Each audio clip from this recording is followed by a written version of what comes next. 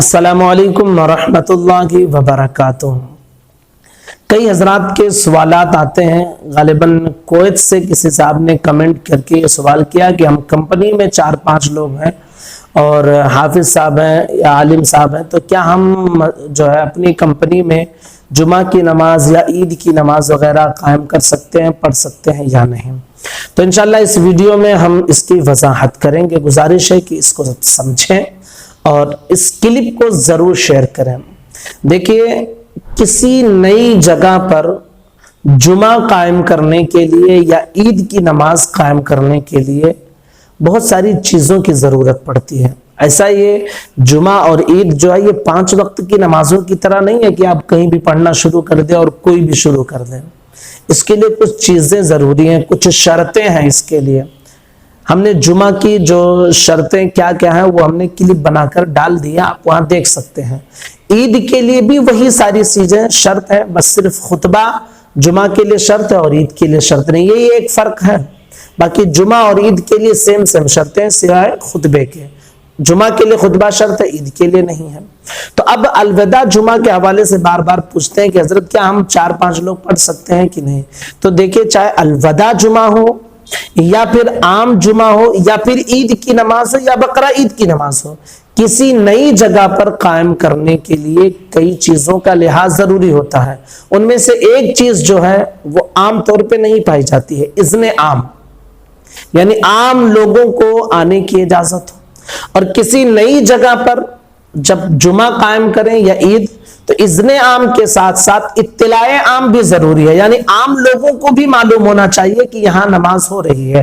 اب ظاہر سی بات ہے کہ آپ اپنے کمپنی پر یا گھر میں یا آفس میں اگر آپ جمعہ کی نماز، الوداع کی نماز آپ پڑھ رہے ہیں یا عید کی نماز پڑھ رہے ہیں، تو ہر کسی کو آنے کی پرمیشن نہیں ہے۔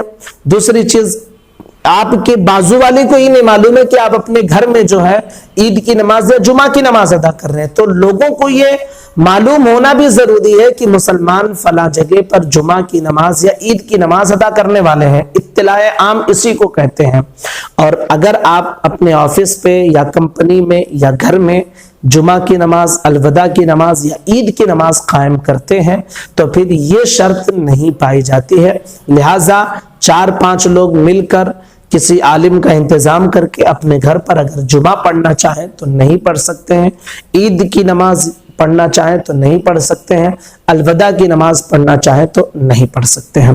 الوداع کے دن، جمعہ کے دن آپ کو کیا کرنا ہے کہ آپ جب مسجد میں جمعہ کی نماز ختم ہو جائے تو آپ اپنے گھر پر ظہر کی نیت کر کے ظہر کی نماز پڑھیں۔ کچھ لوگ پوچھتے رہتے ہیں کہ حضرت جمعہ کے دن اگر ظہر پڑھیں گے تو کیا ہم اس میں جمعہ کی نیت کریں گے؟ بھائی، جمعہ کی نیت نہیں کرنی ہے، ظہر کی نیت سے آپ کو ظہر کی نماز پڑھنی ہے، وہ بھی تنہا پڑھنی ہے۔ اور عید کے دن آپ کو 2 رکعت یا 4 رکعت عید کی نماز ختم ہو جانے کے بعد پڑھنا ہے۔ تو ہرگز آپ اپنے گھروں میں اس چیز کو رائج نہ کریں، جیسا کہ کچھ لوگوں نے فتوے، بعض مفتیوں نے یوٹیوب پہ خوب چلایا ہے کہ جو ہے گھر پہ جمعہ پڑھ لیجئے، عید پڑھ لیجئے، الوداع پڑھ لیجئے، خوب چلایا ہے۔ یہ ساری غلط مسائل ہیں، ایسا کچھ نہیں ہے۔ سیدی سرکار اعلیٰ حضرت نے فتاوی رضویہ جلد نمبر 3 صفحہ نمبر 236 پر اس کی وضاحت کی ہے کہ کسی نئی جگہ پر جمعہ یا عید قائم کرنے کے لیے اذن عام کے ساتھ ساتھ اطلاع عام بھی ضروری ہے، یعنی ہر کسی کو معلوم ہونا چاہیے۔ تو جب یہ شرط ہی نہیں پائی جا رہی ہے تو آپ گھر میں کیسے الوداع پڑھ سکتے ہیں؟